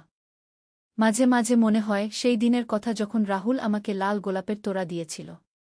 তখন আমি বুঝতে পারিনি যে এর পেছনে কি আছে। এখন বুঝি সেটা ছিল তার মানসিক সমস্যার প্রভাব। কিন্তু সেই ঘটনার মধ্য দিয়েই আমরা তার সমস্যা বুঝতে পেয়ে। সত্যের আলো। একটি ইসলামিক গল্প। প্রথম অধ্যায়, অন্ধকারের সূচনা। আন্দালুসিয়ার সুবিশাল প্রাসাদের মার্বেল পাথরে সূর্যের আলো পড়ে ঝলমল করছিল। কিন্তু আমির আব্দুর রহমানের হৃদয়ে তখন গভীর অন্ধকার। খ্রিস্টান রাজা আলফোন্সো তার বিশাল বাহিনী নিয়ে মুসলিম ভূমির দিকে এগিয়ে আসছেন। সংবাদ এসেছে যে তারা পথে যা কিছু পাচ্ছেন তাই ধ্বংস করে দিচ্ছেন। আমির সাহেব তার বিশ্বস্ত সেনাপতি হাসান ইবনে আলী কক্ষে প্রবেশ করলেন। শত্রুবাহিনী আর মাত্র দুদিনের পথ। আমাদের প্রস্তুতি সম্পূর্ণ। আব্দুর রহমান জানালার দিকে তাকিয়েছিলেন। দূরে মসজিদের মিনার থেকে মাগরিবের আয়ান ভেসে আসছিল। হাসান, তুমি কি মনে কর আল্লাহ আমাদের সাহায্য করবেন? আমির, আল্লাহ যারা সত্যের পথে থাকে তাদের সাহায্য করেন। আমরা আমাদের মাতৃভূমি, আমাদের দিন রক্ষার জন্য যুদ্ধ করছি। সেদিন রাতে আব্দুর রহমান দীর্ঘ সময় নামায়ে কাটালেন। তাহাজ্জুদের নামায়ে তিনি আল্লাহর কাছে প্রার্থনা করলেন, হে আল্লাহ, আমি জানি না এই যুদ্ধের পরিণতি কি হবে। কিন্তু আমি জানি যে তুমি ন্যায় বিচারক। আমাদের যা কিছু করার শক্তি দাও, সেটাই আমাদের জন্য কল্যাণকর। দ্বিতীয় অধ্যায়, যুবকের বিশ্বাস। পরের দিন ভোরে সৈন্যদের সমাবেশে আব্দুর রহমান দেখলেন একজন কিশোর তার তলোয়ার হাতে দাঁড়িয়ে আছে। ছেলেটির নাম উমর ইবনে ইউসুফ। মাত্র ১৭ বছর বয়স, কিন্তু চোখে দৃঢ় সংকল্প। উমর, তুমি এত কম বয়সে যুদ্ধে যেতে চাও কেন? আব্দুর রহমান জিজ্ঞেস করলেন। আমির সাহেব, গত মাসে শত্রুরা আমাদের গ্রামে হামলা করেছিল। আমার বাবা আমাকে বলেছিলেন, বেটা, যখন দিনের উপর আক্রমণ আসে তখন প্রতিটি মুসলমানের দায়িত্ব সেটা প্রতিহত করা। আমার বাবা সেই হামলায় শহীদ হয়েছেন। আব্দুর রহমানের চোখে পানি এল। এই যুবকের মধ্যে তিনি দেখতে পেলেন সেই বিশ্বাস আর সাহসিকতা যা মুসলিম উম্মাহকে মহান বানিয়েছে। উমর, যুদ্ধ কোনো খেলা নয়। মৃত্যুর সম্মুখীন হওয়ার জন্য প্রস্তুত থাকতে হয়। আমির সাহেব, কুরআন শরীফে আল্লাহ তায়ালা বলেছেন, তোমরা মনে করো না যে যারা আল্লাহর রাহে নিহত হয় তারা মৃত, বরং তারা জীবিত, তাদের প্রতিপালকের নিকট তাদের রিজিক দেওয়া হয়। আমি মৃত্যুকে ভয় পাই না, আমি ভয় পাই আল্লাহর অসন্তুষ্টিকে। কি তৃতীয় অধ্যায় যুদ্ধের প্রাক্কালে। যুদ্ধের আগের রাতে মুসলিম সৈন্যদের শিবিরে একটা আলাদা পরিবেশ। কেউ কুরআন তিলাওয়াত করছেন, কেউ জিকিরে মগ্ন, কেউ পরিবারের কথা ভাবছেন। হাসান ইবনে আলী তার অভিজ্ঞতার কথা তরুণ সৈন্যদের বলছিলেন। যুদ্ধের ময়দানে যাওয়ার আগে প্রতিটি মুজাহিদের দুইটা জিনিস মনে রাখা উচিত, হাসান বলছিলেন। প্রথমত, আমরা আল্লাহর জন্য যুদ্ধ করছি, নিজেদের অহংকার বা লোভের জন্য নয়। দ্বিতীয়ত, শত্রুর প্রতিও আমাদের ন্যায় বিচার করতে হবে। নিরীহ মানুষ, বৃদ্ধ, শিশু, নারীদের ক্ষতি করা আমাদের ধর্মে নিষিদ্ধ। উমর প্রশ্ন করল, কিন্তু হাসান চাচা, যদি শত্রুরা আমাদের সাথে এমন ন্যায় বিচার না করে? উমর, আমাদের চরিত্র শত্রুর আচরণের উপর নির্ভর করে না। আমরা মুসলিম, আমাদের আদর্শ রাসূলুল্লাহ শাহ। তিনি সবচেয়ে কঠিন পরিস্থিতিতেও ন্যায় বিচার থেকে সরে আসেননি। রাতের শেষ প্রহরে আব্দুর রহমান তার সৈন্যদের উদ্দেশ্যে শেষ ভাষণ দিলেন। হে আমার ভাইয়েরা, আগামীকাল আমরা যুদ্ধে যাব। কিন্তু মনে রাখবেন, এই যুদ্ধ কোনো ব্যক্তিগত শত্রুতার জন্য নয়। এই যুদ্ধ আমাদের মাতৃভূমি, আমাদের দিন, আমাদের পরিবারের সুরক্ষার জন্য। আল্লাহ যদি আমাদের জয় দান করেন, তাহলে আমরা নম্রভাবে তার কৃতজ্ঞতা আদায় করব। আর যদি আমাদের পরাজয় হয়, তাহলেও আমরা জানব যে আল্লাহর ফয়সালাই চূড়ান্ত। চতুর্থ অধ্যায় সংঘর্ষ। পরদিন সূর্যোদয়ের সাথে সাথে দুই বাহিনী মুখোমুখি হল। আলফোনসোর বাহিনী সংখ্যায় বেশি, অস্ত্রশস্ত্রেও এগিয়ে। কিন্তু মুসলিম সৈন্যদের চোখে এক আলাদা দীপ্তি। যুদ্ধ শুরুর আগে আব্দুর রহমান তার সৈন্যদের সাথে দোয়া করলেন, রাব্বানা আফরিক আলাইনা সবরান ওয়া সাব্বিত আকদামানা ওয়ানসুরনা আলাল কাউমিল কাফিরিনগু। হে আমাদের প্রতিপালক, আমাদের উপর ধৈর্য ঢেলে দাও, আমাদের পা দৃঢ় করে দাও, আর কাফেরদের বিরুদ্ধে আমাদের সাহায্য কর। যুদ্ধ প্রচণ্ড ভয়াবহ আকার ধারণ করল। উমর তার তলোয়ার হাতে বীরত্বের সাথে যুদ্ধ করছিল। একসময় একটি শত্রু সৈন্য তার পিঠের দিক থেকে আক্রমণ করতে গেল, কিন্তু হাসান ইবনে আলী তাকে রক্ষা করলেন। এই সময় হাসানের বুকে একটি তীর বিঁধে গেল। উমর কান্নায় ভেঙে পড়ল। হাসান চাচা, আপনি কেন আমাকে বাঁচাতে গেলেন? রক্তক্ষরণের মাঝেও হাসান মুস্কি হাসলেন। উমর, তুমি এই উম্মাহর ভবিষ্যৎ। আমার মতো বুড়োর চেয়ে তোমার জীবন বেশি গুরুত্বপূর্ণ। আল্লাহর কাছে আমার জন্য দোয়া করব। হাসানের মৃত্যু উমরের মনে গভীর প্রভাব ফেল। তিনি বুঝলেন যে জিহাদ শুধু যুদ্ধ নয়, এটা ত্যাগের নাম, এটা মানবতার সেবার নাম। পঞ্চম অধ্যায় অপ্রত্যাশিত মোড। যুদ্ধ দিনভর চল। সন্ধ্যার সময় মুসলিম বাহিনী ক্লান্ত হয়ে পড়েছে, কিন্তু তারা হাল ছাড়েনি। এমন সময় উমর দেখল যে শত্রুবাহিনীর একজন সৈন্য আহত অবস্থায় পড়ে আছে। সে একটা খ্রিস্টান সৈন্য, কিন্তু তার অবস্থা খুবই খারাপ। উমর দ্বিধায় পড়ে গেল। এটা তার শত্রু, কিন্তু তার মানবিক দায়িত্ব কি? তার মনে পড়ে গেল হাসানের কথা, নিরীহ মানুষদের ক্ষতি করা আমাদের ধর্মে নিষিদ্ধ। এই আহত সৈন্যটি এখন আর হুমকি নয়, সে একজন সাহায্যপ্রার্থী মানুষ।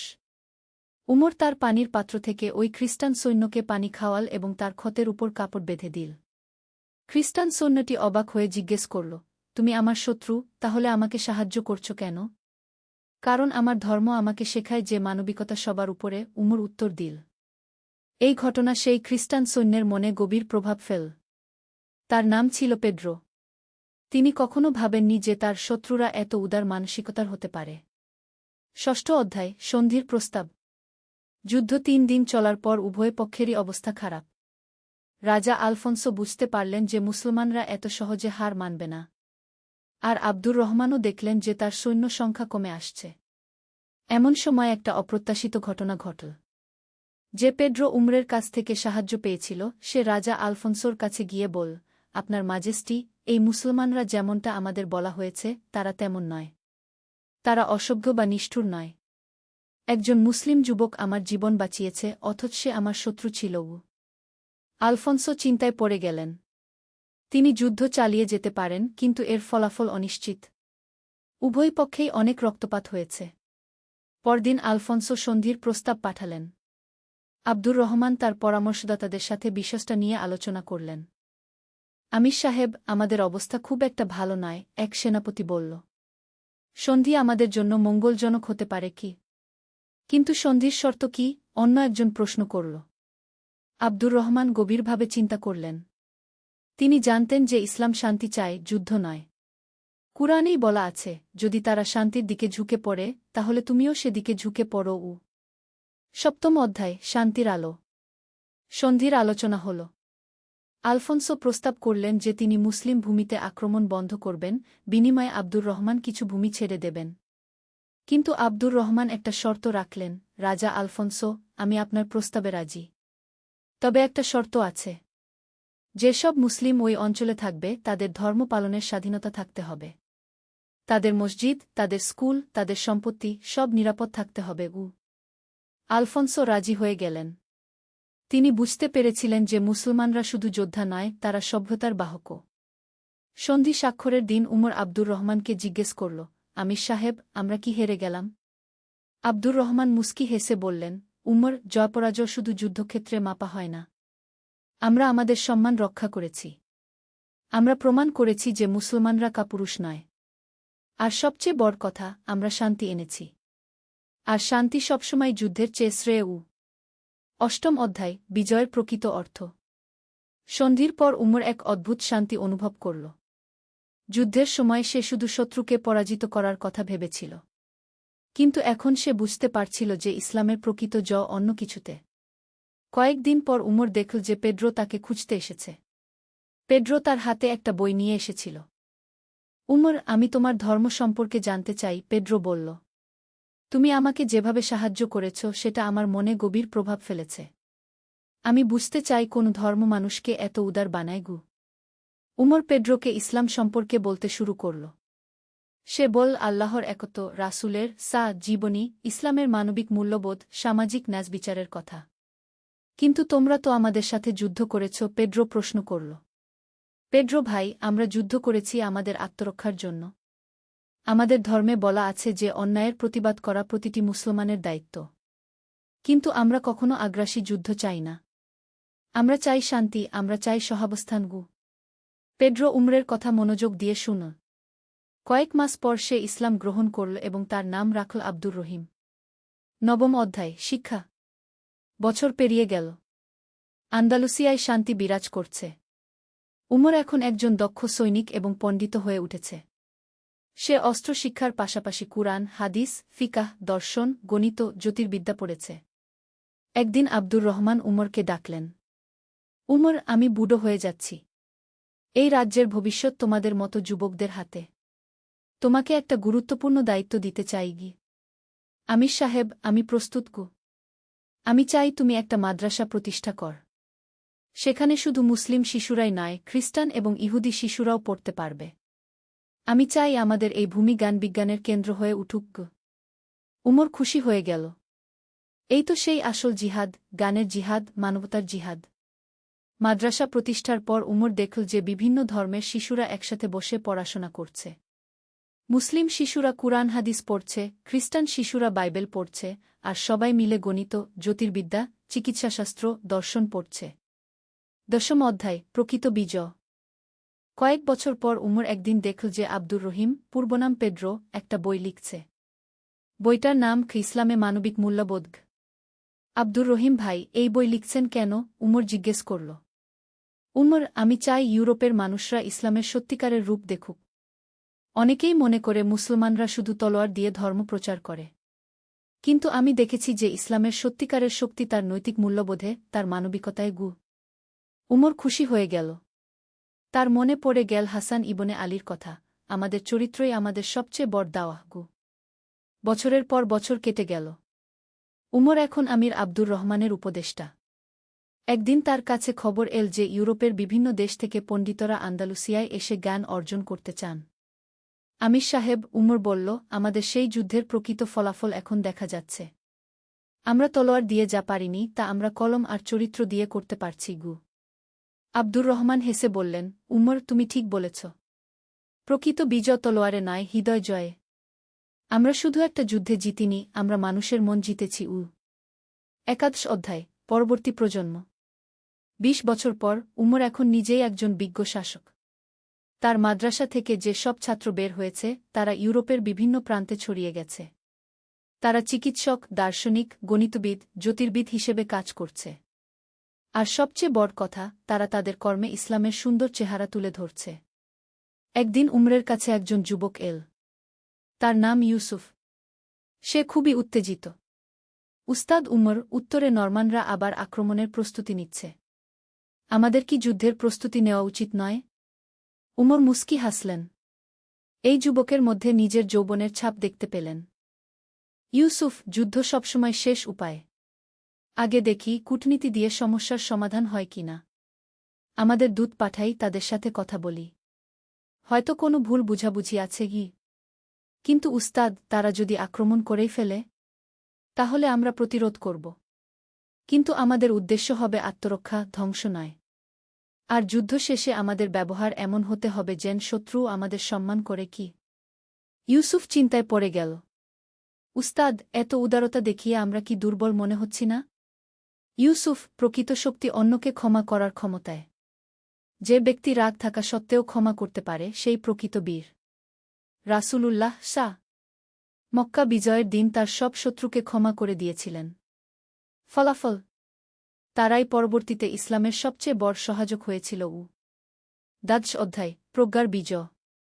দূত পাঠানোর পর জানা গেল যে নরমানদের সাথে একটা ব্যবসায়িক বিরোধ ছিল।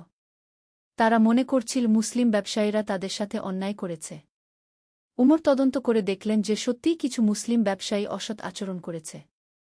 উমর সাথে সাথে সেই ব্যবসায়ীদের শাস্তি দিলেন এবং নরমানদের ক্ষতিপূরণ দিলেন। এই ন্যায়বিচার দেখে নরমান নেতা অভিভূত হয়ে গেলেন। আমি ভেবেছিলাম আপনারা আপনাদের লোকদের পক্ষেই থাকবেন, নরমান নেতা বললেন। আমাদের ধর্মে ন্যায়বিচার সবার উপরে। আমরা আমাদের লোক হোক বা পর হোক, সত্যের পক্ষে থাকি, উমর উত্তর দিলেন। এই ঘটনার পর নরমানদের সাথে মুসলমানদের সম্পর্ক আরও মজবুত হয়ে গেল। যুদ্ধের বদলে শান্তি, শত্রুতার বদলে বন্ধুত্ব। ত্রয়োদশ অধ্যায়, শেষ যুদ্ধ। কিন্তু জীবনে সব সময় শান্তি থাকে না। উমরের 50 বছর বয়সে এক নতুন হুমকি এল। পূর্ব দিক থেকে একদল দুর্বৃত্ত দস্যু নিয়মিত গ্রামে হামলা করতে শুরু করল। তারা কোন ধর্ম মানে না, কোনো নৈতিকতা মানে না। শুধু লুটপাট আর ধ্বংসজ্ঞ। এবার আর কূটনীতির কোনো উপায় ছিল না। উমর বাধ্য হয়ে যুদ্ধের প্রস্তুতি নিলেন। কিন্তু এই যুদ্ধেও তিনি তার নৈতিক আদর্শ বজায় রাখলেন।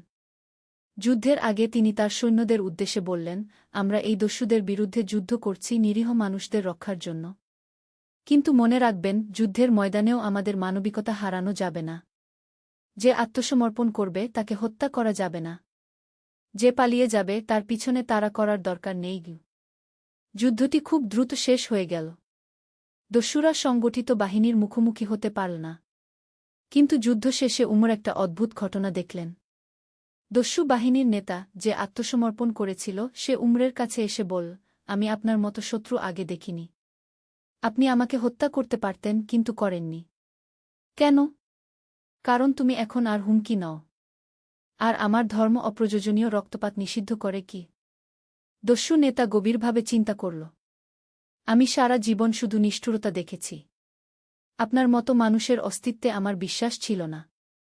আপনি আমাকে একটা নতুন পথ দেখালেন। কয়েক মাস পর সেই প্রাক্তন দস্যু নেতা মুসলমান হয়ে গেল এবং সমাজসেবায় নিজেকে নিয়োজিত করল। চতুর্দশ অধ্যায়, প্রজ্ঞার উপদেশ। উমর এখন একজন বৃদ্ধ মানুষ। তার চুল সাদা হয়ে গেছে, কিন্তু চোখে এখনও সেই তারুণ্যের আগুন। তার চারপাশে জড়ো হয়েছে নতুন প্রজন্মের যুবকরা। একদিন এক যুবক তাকে জিজ্ঞেস করল, উস্তাদ উমর, আপনি এত যুদ্ধ দেখেছেন। জিহাদের প্রকৃত অর্থ কি? উমর একটু ভেবে বললেন, বেটা, জিহাদ মানে সংগ্রাম। আর এই সংগ্রাম কয়েক ধরনের। প্রথমত, নিজের মন থেকে খারাপ গুণাবলী দূর করার সংগ্রাম, এটা জিহাদুন নফস। দ্বিতীয়ত, সমাজ থেকে অন্যায় অবিচার দূর করার সংগ্রাম। তৃতীয়ত, জ্ঞান অর্জন ও প্রচারের সংগ্রাম। আর সবশেষে, যখন আর কোনো উপায় থাকে না, তখন আত্মরক্ষার জন্য অস্ত্র হাতে নেওয়ার সংগ্রাম। কিন্তু উস্তাদ, কোনটা সবচেয়ে গুরুত্বপূর্ণ?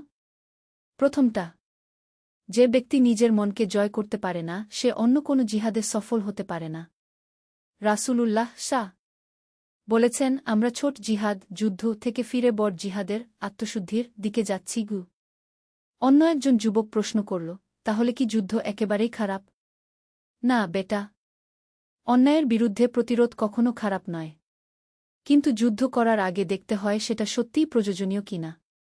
যুদ্ধের সময় দেখতে হয় আমরা ন্যায়ের পথে আছি কিনা। আর যুদ্ধের পরে দেখতে হয় আমাদের জয় মানবতার কল্যাণে আসছে কিনা। পঞ্চদশ অধ্যায়, উত্তরাধিকার। উমর তার শেষ দিনগুলিতে একটি বই লিখতে শুরু করলেন। বইটির নাম দিলেন জিহাদের প্রকৃত অর্থও। সেই বইতে তিনি লিখলেন, আমার প্রিয় ভাইয়েরা, আমি এই দীর্ঘ জীবনে অনেক যুদ্ধ দেখেছি, অনেক সংঘাত দেখেছি। কিন্তু আমি যা শিখেছি তা হল প্রকৃত জিহাদ আসলে শান্তি প্রতিষ্ঠার জন্য। আমরা যুদ্ধ করি যেন পরবর্তী প্রজন্মকে যুদ্ধ করতে না হয়। ইসলাম শান্তির ধর্ম। আমরা অস্ত্র হাতে নেই শুধুমাত্র নিরীহ মানুষদের রক্ষা করার জন্য, অত্যাচারীদের থামানোর জন্য। কিন্তু আমাদের সবচেয়ে শক্তিশালী অস্ত্র হল আমাদের চরিত্র, আমাদের জ্ঞান, আমাদের ন্যায়বিচার। যখন একজন অমুসলিম আমাদের ন্যায়বিচার দেখে ইসলাম গ্রহণ করে, সেটা হাজারো তলোয়ারের চেয়ে বড় বিজয়। যখন আমাদের জ্ঞান-বিজ্ঞান পৃথিবীতে কল্যাণ নিয়ে আসে, সেটা যে কোনো যুদ্ধজয়ের চেয়ে মহান। আমার উত্তরসূরিদের কাছে আমার অনুরোধ, তোমরা শক্তিশালী হও, কিন্তু অন্যায়কারী হজো না। তোমরা সাহসী হও, কিন্তু নিষ্ঠুর হজো না। তোমরা নিজেদের ধর্মকে ভালোবাস, কিন্তু অন্য ধর্মের মানুষদের ঘৃণা কর না।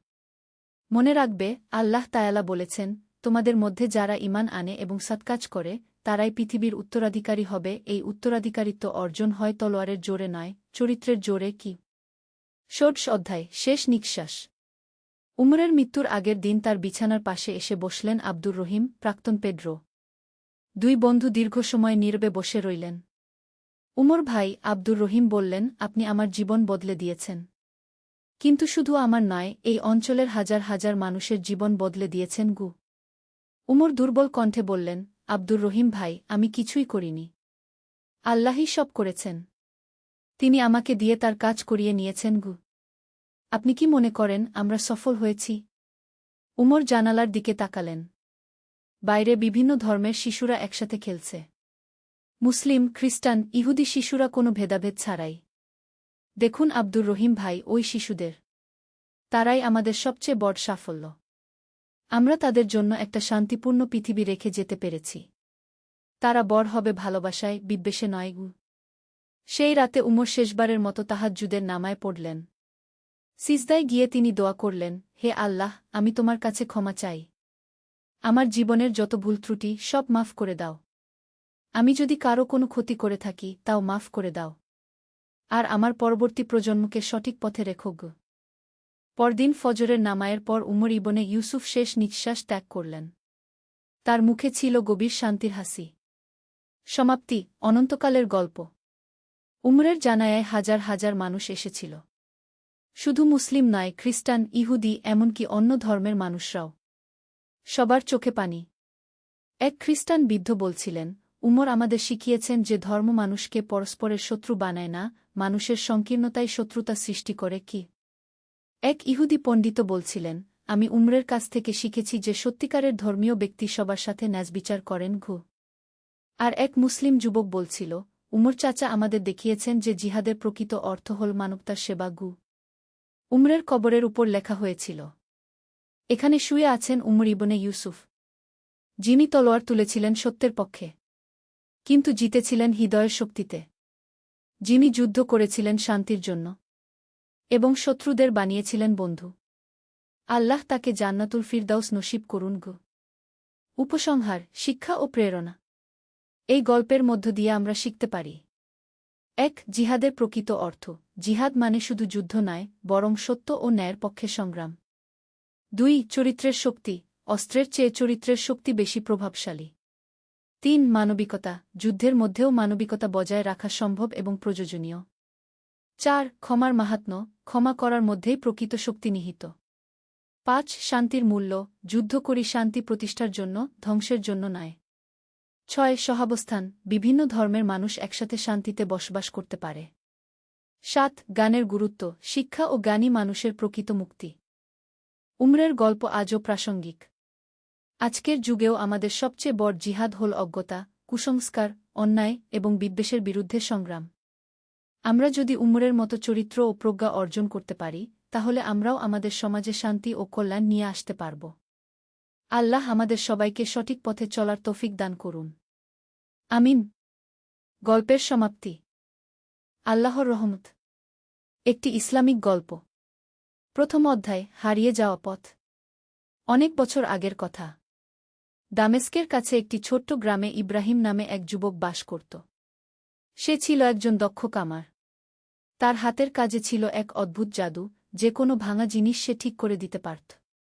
কিন্তু ইব্রাহিমের মনের গভীরে একটা শূন্যতা ছিল যা কোনো কিছুতেই পূরণ হতো না। ইব্রাহিমের বাবা-মা ছোটবেলায় মারা গিয়েছিল। সে একা একাই বড় হয়েছে। গ্রামের মসজিদে নামাজ পড়ত ঠিকই, কিন্তু তার হৃদয়ে আল্লাহর প্রতি সেই গভীর ভালোবাসা তখনও জন্ম নেয়নি। সে শুধু অভ্যাসবশত ধর্মীয় কাজকর্ম করত। একদিন সকালে ইব্রাহিমের কামারশালায় এক রহস্যময় বৃদ্ধ লোক এল। তার চোখে ছিল এক অদ্ভুত জ্যোতি, যেন সে অনেক কিছু দেখেছে, অনেক কিছু জানে। বৃদ্ধ লোকটি একটি পুরানো তরবারি এনেছিল যার ফলা সম্পূর্ণ ভেঙে গিয়েছিল। বেটা, এই তরবারিটা ঠিক করতে পারবে? বৃদ্ধ লোক জিজ্ঞেস করল। ইব্রাহিম তরবারিটা হাতে নিয়ে দেখল। এটা একটা সাধারণ তরবারি নয়। এর হাতলে আরবি ক্যালিগ্রাফিতে কিছু লেখা ছিল যা সে পড়তে পারছিল না। এটা খুবই পুরানো মনে হচ্ছে, ইব্রাহিম বলল। হ্যাঁ, আমি ঠিক করতে পারব। তবে সময় লাগবে গু। বৃদ্ধ লোক হাসল। সময়ের কোনো তাড়া নেই বেটা। তবে মনে রেখো, এই তরবারি শুধু একটি অস্ত্র নয়। এর সাথে জড়িয়ে আছে এক মহান ইতিহাস। কি ইতিহাস? ইব্রাহিম কৌতূহলী হয়ে জিজ্ঞেস করল। তা জানতে হলে তোমাকে একটি যাত্রায় যেতে হবে, বৃদ্ধ লোক বলল। তুমি কি প্রস্তুত? ইব্রাহিম একটু ভাবল। তার জীবন একঘেয়ে হয়ে গিয়েছিল। প্রতিদিন একই কাজ, একই রুটিন।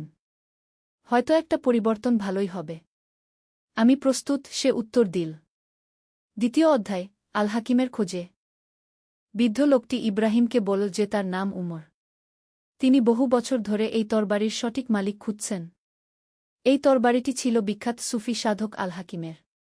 আল হাকিম ছিলেন একজন ন্যায়পরায়ণ শাসক যিনি তার প্রজাদের সেবায় নিজের জীবন উৎসর্গ করেছিলেন। আল হাকিমের কবর কোথায়? ইব্রাহিম জিজ্ঞেস করল। সেটাই তো খুঁজে বের করতে হবে, উমর বলল। শুনেছি তার কবর পাহাড়ের চূড়ায় কোনো এক নির্জন জায়গায়। কিন্তু সেখানে পৌঁছানোর পথ খুবই কঠিন। পরদিন ভোরে ইব্রাহিম ও উমর যাত্রা শুরু করল। তারা উট নিয়ে মরুভূমির দিকে রওনা দিল। পথে তারা বিভিন্ন গ্রামে থেমে মানুষের কাছে আল হাকিমের কথা জিজ্ঞেস করত। প্রথম গ্রামে তারা একজন বৃদ্ধা মহিলার দেখা পেল। তিনি তাদের চা খেতে দিলেন এবং বললেন, আল হাকিমের কথা আমার দাদিমা বলতেন। তিনি বলতেন, আল হাকিম এমন একজন মানুষ ছিলেন যিনি অন্ধকার রাতে পথ হারানো মানুষদের জন্য আলো হয়ে দাঁড়িয়েছিলেন। তার দেশে কোনো গরিব ক্ষুধার্ত থাকত না। তার কবর কোথায় আছে জানেন? উমর জিজ্ঞেস করল। বৃদ্ধা ভাবল কিছুক্ষণ। শুনেছি উত্তরের পাহাড়ে কোথাও। তবে সেখানে যাওয়ার পথে অনেক বিপদ আছে। তৃতীয় অধ্যায়, পরীক্ষার সময়। দুদিন যাত্রার পর ইব্রাহিম ও উমর একটি পাহাড়ি এলাকায় পৌঁছাল। পথ ছিল অত্যন্ত দুর্গম। তারা যখন একটি সংকীর্ণ গিরিপথ দিয়ে যাচ্ছিল, তখন হঠাৎ আকাশে কালো মেঘ জমল এবং প্রচণ্ড ঝড় শুরু হল। বৃষ্টিতে ভিজতে ভিজতে তারা একটি গুহার আশ্রয় নিল। গুহার ভেতরে ইতিমধ্যে একজন অপরিচিত লোক বসেছিল। সে দেখতে খুবই দুর্বল এবং অসুস্থ। আসসালামু আলাইকুম, ইব্রাহিম অপরিচিত লোকটিকে সালাম দিল। ওয়া আলাইকুমুসসালাম, লোকটি দুর্বল স্বরে উত্তর দিল। আমার নাম ইউসুফ। আমি 3 দিন ধরে এই গুহায় আছি। খাবার শেষ হয়ে গেছে। ইব্রাহিম তার ব্যাগ থেকে যে সামান্য খাবার ছিল তা বের করল। উমর তাকে থামাতে গেল। আমাদের নিজেদেরই যথেষ্ট খাবার নেই, উমর ফিসফিস করে বলল। আমাদের এখনো অনেক পথ যেতে হবে। কিন্তু ইব্রাহিম তার কথা শুনল না। সে ইউসুফকে তার সব খাবার দিয়ে দিল। এটা নিন। আল্লাহ আমাদের জন্য ব্যবস্থা করবেন, ইব্রাহিম বলল। ইউসুফ কৃতজ্ঞচিত্তে খাবার নিল। আল্লাহ তোমার মঙ্গল করুন, ভাই। তুমি আমার জীবন বাঁচালে। ঝড় থামার পর ইউসুফ তাদের বিদায় জানাল। যাওয়ার আগে সে ইব্রাহিমকে একটি ছোট কাগজ দিল। এটা একটি মানচিত্র। এটা তোমার কাজে লাগতে পারে, সে বলল। চতুর্থ অধ্যায়, সত্যিকারের সম্পদ। কাগজটি খুলে দেখে ইব্রাহিম অবাক হয়ে গেল। এটা আল হাকিমের কবরের স্থান নির্দেশ করে একটি মানচিত্র। এটা কিভাবে সম্ভব? উমর বিস্মিত হয়ে বলল। আল্লাহর ইচ্ছা, ইব্রাহিম সরল বিশ্বাসে উত্তর দিল। মানচিত্র অনুসরণ করে তারা আরও 2 দিন পথ চলার পর একটি উঁচু পাহাড়ের চূড়ায় পৌঁছাল। সেখানে একটি সাদামাটা কবর ছিল। কবরের মাথায় একটি পাথরে আরবিতে লেখা ছিল, এখানে শায়িত আছেন আল হাকিম ইবনে আবদুল্লাহ, যিনি আল্লাহর পথে জীবন অতিবাহিত করেছেন এবং মানুষের সেবায় নিজেকে উৎসর্গ করেছেন। উমর কবরের কাছে গিয়ে দোয়া পড়তে শুরু করল। ইব্রাহিমও তার সাথে যোগ দিল। হঠাৎ ইব্রাহিমের হৃদয়ে এক অদ্ভুত পরিবর্তন অনুভূত হল। তার চোখে পানি এসে গেল। প্রথমবারের মতো সে আল্লাহর কাছাকাছি অনুভব করল। উমর কাকা, সে বলল, আমি এতদিন সত্যিকারের জীবনের অর্থই বুঝতে পারিনি গিয়ে। উমর হাসল। বেটা, এই যাত্রাটাই ছিল তোমার জন্য আল্লাহর পরিকল্পনা। তুমি যে ইউসুফকে খাবার দিয়েছিলে সেটা ছিল তোমার হৃদয়ের পরীক্ষা গো। পঞ্চম অধ্যায়, নতুন জীবনের সূচনা। কবর জিয়ারত শেষে ইব্রাহিম ভাঙা তরবারিটা বের করল। সে লক্ষ্য করল যে তরবারির হাতলে লেখা আরবি ক্যালিগ্রাফি এখন তার কাছে পরিষ্কার মনে হচ্ছে। সেখানে লেখা ছিল, লা ইলাহা ইল্লাল্লাহু মুহাম্মাদুর রাসূলুল্লাহ গো। এই তরবারি তোমার? উমর বলল। আল হাকিম চেয়েছিলেন এটা এমন কারো হাতে যাক যে সত্যিকারের ঈমান খুঁজে পেয়েছে গি। কিন্তু আমি কি করব এটা দিয়ে? ইব্রাহিম জিজ্ঞেস করল। এটা একটা প্রতীক, উমর বলল। যেমন আল হাকিম ন্যায়ের জন্য লড়াই করেছিলেন, তেমনি তুমিও তোমার জীবনে ন্যায় ও সত্যের পক্ষে দাঁড়াবে গো। ফেরার পথে ইব্রাহিম লক্ষ্য করল যে তার দৃষ্টিভঙ্গি পুরোপুরি বদলে গেছে। প্রতিটি গাছ, প্রতিটি পাথর, প্রতিটি মানুষ, সবকিছুতেই সে আল্লাহর নিদর্শন দেখতে পাচ্ছিল। ষষ্ঠ অধ্যায়, সেবার জীবন। গ্রামে ফিরে এসে ইব্রাহিম তার কামারশালায় কাজ শুরু করল। কিন্তু এবার তার কাজের উদ্দেশ্য পাল্টে গেছে। সে এখন শুধু অর্থের জন্য কাজ করে না, বরং মানুষের সেবার জন্য কাজ করে। যে গরিব মানুষেরা তার কাজের দাম দিতে পারত না, তিনি তাদের বিনামূল্যে সেবা দিতেন। তার কামারশালা হয়ে উঠল গ্রামের একটি সেবাকেন্দ্র। একদিন গ্রামে একটি অনাথ শিশু এল। তার নাম ছিল আহমদ। ইব্রাহিম তাকে দেখেই বুঝতে পারল যে এই শিশুটি তার নিজের শৈশবের প্রতিচ্ছবি। তোমার কোনো পরিবার নেই? ইব্রাহিম জিজ্ঞেস করল। না চাচা, আমার মা বাবা মারা গেছে, আহমদ কেঁদে বলল। ইব্রাহিম আহমদকে তার কাছে রাখল। তাকে কামারের কাজ শেখাতে শুরু করল। কিন্তু সবচেয়ে বড় কথা, সে আহমদকে জীবনের প্রকৃত অর্থ শেখাতে শুরু করল। সপ্তম অধ্যায়, আল্লাহর রহমত। সময় গড়িয়ে গেল। ইব্রাহিম এখন গ্রামের একজন সম্মানিত ব্যক্তি। তার কামারশালার পাশেই সে একটি ছোট মক্তব স্থাপন করল যেখানে গ্রামের শিশুরা কুরআন শিক্ষা নেয়। আহমদ এখন একজন দক্ষ কামার হয়েছে। তার হৃদয়েও ইব্রাহিমের মতোই আল্লাহর প্রতি গভীর ভালোবাসা জন্মেছে। একদিন উমর আবার এল ইব্রাহিমের কাছে। তিনি অনেক বিদ্ধ হয়ে গেছেন। বেটা, দেখছি তুমি সত্যিকারের আল হাকিম হয়ে উঠেছ, উমর বলল। না উমর কাকা, আমি শুধু আল্লাহর একজন বান্দা যে তার রহমত পেয়েছে, ইব্রাহিম বিনীতভাবে উত্তর দিল। এটাই তো আল হাকিমের মূল শিক্ষা ছিল, উমর হেসে বলল। বিনয়, সেবা এবং আল্লাহর প্রতি পূর্ণ আত্মসমর্পণ গু। অষ্টম অধ্যায়, চিরন্তন বার্তা। বহু বছর পর ইব্রাহিম যখন বৃদ্ধ হয়েছে তখনও সে তার সেবার কাজ অব্যাহত রেখেছে। গ্রামের মানুষ তাকে হাকিম কাকা বলে ডাকে। একদিন আহমদ তার কাছে এল। উস্তাদ, আপনার কাছ থেকে আমি যা শিখেছি তা কিভাবে পরবর্তী প্রজন্মের কাছে পৌঁছাব? ইব্রাহিম আহমদের দিকে তাকাল। তার চোখে ছিল সেই একই জ্যোতি যা সে অনেক বছর আগে উমরের চোখে দেখেছিল। বেটা, সবচেয়ে বড় শিক্ষা হল উদাহরণ। তুমি যেভাবে জীবনযাপন করবে মানুষ সেটাই শিখবে। আল্লাহর রাস্তায় চলো, মানুষের সেবা করো এবং সবসময় মনে রাখবে, আমরা এই পৃথিবীতে শুধু আমানতদার। আহমদ মাথা নাড়ল। সে বুঝতে পারল যে তারও এখন দায়িত্ব হচ্ছে এই আলোকবর্তিকা পরবর্তী প্রজন্মের হাতে তুলে দেওয়া। নবম অধ্যায়, শেষ অধ্যায় নয়, নতুন সূচনা। ইব্রাহিমের মৃত্যুর পর তার জানাজায় পুরো গ্রামের মানুষ এসেছিল। এমনকি দূরদূরান্ত থেকেও মানুষ এসেছিল। কারণ তার সেবা ও ভালোবাসার খবর চারদিকে ছড়িয়ে পড়েছিল। আহমদ এখন কামারশালা চালায়। তার পাশেও রয়েছে কয়েকজন অনাথ শিশু যাদের সে পালন করে। মক্তবটিও চলছে। সেই পুরানো তরবারিটি এখন মসজিদে রাখা আছে একটি প্রতীক হিসেবে। তার গায়ে এখন আরেকটি লাইন যোগ করা হয়েছে।